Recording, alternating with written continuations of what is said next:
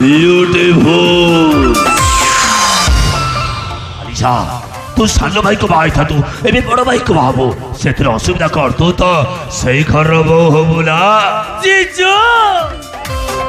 ए जीजू मो तो एक्टिंग करबा लोक तमे जेमिति कहछ मु सेमिति एक्टिंग करूची मो का को बाहले एथिरे असुविधा का ब्यूटीफुल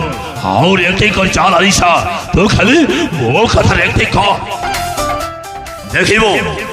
এই ঘর রহু যেতବେଳେ তো ভাগ সরলা পরে তু সে ঘর কোটিপতি রব এই সালা পরে তো লক্ষ লক্ষ টঙ্কা পাইবু আলিশা ସବୁଠାରୁ ଖୁସି ହେବି ମୁଁ କିନ୍ତୁ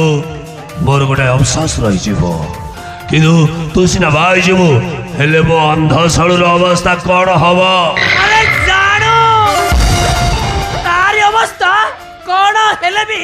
मोर किछ जानि आसिनी से जानुबा से जानिले मोर कोन उखाड़िबो ब्यूटीफुल या कोई कति उपयुक्त शाली